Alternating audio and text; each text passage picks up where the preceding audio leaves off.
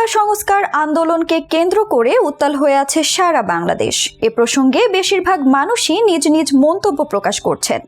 এমনকি তারকারাও জানিয়েছেন নিজেদের অবস্থান। সবার মধ্যে সবচেয়ে আলোচিত ও প্রশংসিত হয়েছেন জনপ্রিয় কন্টেন্ট ক্রিয়েটর সালমান মুক্তাদির, যিনি হামলার শিকার শিক্ষার্থীদের আবাসনের ব্যবস্থা করে দেওয়ার ঘোষণা দিয়েছেন।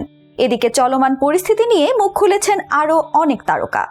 বিভিন্ন আন্দোলনে অনেক তারকা গা বাঁচিয়ে চললেও সালমান মুক্তাদির বেশিরভাগ সময় আওয়াজ তোলাচ্ছেন। সাম্প্রতিক কোটা সংস্কার আন্দোলনকে কেন্দ্র করে এক ফেসবুক পোস্টে তিনি লিখেছেন, এমন কোন ছাত্র আছেন যিনি হামলার শিকার হয়েছেন বা হলে ঢুকতে পারছেন না, আমি আপনাদের দায়িত্ব নেব। যদিও লাখ লাখ মেসেজ বা পোস্টের মাঝে তোমাদের ফিল্টার করা আমার পক্ষে অসম্ভব, তাই যদি তোমাদের কোনো বন্ধু থাকে আমার বন্ধু তালিকাতে, তাহলে তাদের মাধ্যমে আমার সঙ্গে যোগাযোগ করো। আমি দুঃখিত, এটাই সর্বোচ্চ হয়তো এখন করতে পারতাম। সালমান আরো লিখেছেন, যদি তোমাদের কোনো থাকার জায়গা প্রয়োজন হয় বা চিকিৎসা সেবার প্রয়োজন হয়, আমি আছি। মাত্রই কিছু ভিডিও দেখলাম যেখানে কিছু ছাত্র তাদের হলে প্রবেশ করতে পারছে না। শিক্ষার্থীদের উপর হামলার ঘটনায় ভেঙে পড়েছেন জানিয়ে অভিনেতা লিখেন, আমি আবারও ক্ষমা চেয়েছি। যদি এতটুকু যথেষ্ট না হয়, আমি সত্যি ভেঙে পড়েছি, বিব্রত বোধ করছি, জনপ্রিয় হয়েও খুবই লজ্জা বোধ করছি। অনেকটা একই পোস্ট দিয়েছেন আরেক কন্টেন্ট ক্রিয়েটর কিটো ভাই। তিনি লিখেন, আমার পক্ষ থেকে আমি ঠিক কতটা সঠিক করতে পারছি জানি না। আন্দোলনে যুক্ত ভাই বোনেরা যদি কোনরূপ আবাসন সংকট হয় কিংবা কোনরূপ কোনো সমস্যার সম্মুখীন হন, ইনবক্সে জানাবেন। আমি হয়তো অজস্র মানুষের সমাধান দিতে পারবো না, তবে নিজের জায়গা থেকে চেষ্টা করব। আমার রক্তের গ্রুপ ও পজিটিভ, প্রস্তুত আছি। এছাড়াও যদি ইমার্জেন্সি রক্ত দরকার পড়ে আমাকে জানাবেন। আল্লাহ আপনাদের সর্বোচ্চ সহায় হোক, আমি ক্ষমা প্রার্থী। এর আগে চিত্রনায়িকা পরিমণি তার ফেসবুকে এক ছাত্রীর উপর হামলার ছবি প্রকাশ করে লিখেছেন, নারীর প্রতি সহিংসতায় আপনার জবান বন্ধ থাকলে আপনি মুনাফিক।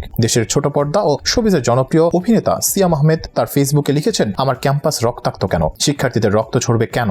দেয়ালের দেশ সিনেমার পরিচালক মিশুক মনি ফেসবুকে লিখেছেন, এইসব দৃশ্য শহরে হুহু করে হাহাকার নামায়। মুক্তিযোদ্ধার বিরোধিতা করা আর মুক্তিযুদ্ধ কোটার বিরোধিতা করা এক নয়। এই মূল্যকে সরকারের বিরুদ্ধে কথা বললে রাজাকার হয়ে যায়। সরকারের চেয়ারধারী কোনো কর্তার দুর্নীতি নিয়ে কথা বলে রাজাকার হয়ে যায়। দাবি আদায় আন্দোলনে নামলে রাজাকার হয়ে যায়। শিরোনামহীনের লিডার জিয়াউর রহমান ফেসবুক পোস্টে লিখেন, কোটা ব্যবস্থা মানে এক্সট্রা বেনিফিট দেওয়ার রাস্তা। মেধার বাইরেও আলাদা করে বিশেষ ক্ষেত্র অফার, যাতে বঞ্চিত গোষ্ঠীর সুবিধা পায় কিংবা অসাধারণ বিশেষ অবদানের জন্য নিজের চূড়ান্ত স্যাক্রিফাইসের জন্য পরিবার বেনিফিটেড হয়। স্বাধীনতার 50 বছর পরও এই এক্সারসাইজটা করার যুক্তিসঙ্গত কোনো কারণ নেই। মুক্তিযোদ্ধাদের অবদান স্মরণ করে জিয়া আরো লিখেছেন, মুক্তিযোদ্ধাদের ত্যাগের কারণেই আমরা স্বাধীন দেশে স্বাধীনভাবে বেঁচে আছি, এতে কোনো সন্দেহ নেই। কিন্তু লক্ষ্য করুন, নিশ্চয়ই মুক্তিযোদ্ধা বা ওনাদের নিকটাত্মীয় তরুণ নয়। বঞ্চিত গোষ্ঠীর বিবেচনাতেও একই রকম ইকুয়েশন আছে। তার মানে কোটা ব্যবস্থা একটা প্রবল মিসইউজের রাস্তা তৈরি করা ছাড়া এখন আর কোনো ভূমিকা রাখছে না। মাঝখান থেকে মেধাবী যোগ্য তরুণ হারাচ্ছে তার সুযোগ। ফ্রাস্ট্রেশন নিয়ে পাড়ি দিতে হচ্ছে তার দৈনন্দিন জীবন। পোস্টের শেষে জিয়া লিখেছেন, কোটা ব্যবস্থা থেকে তরুণ সমাজকে মুক্ত করা হোক, মেধা ও যোগ্যতা স্বীকৃতি পাক। এটা অনস্বীকার্য যে আমাদের দেশে সঠিক জায়গায় যোগ্য মানুষের অভাব আছে। বঞ্চিতকে বেনিফিট দিতে গিয়ে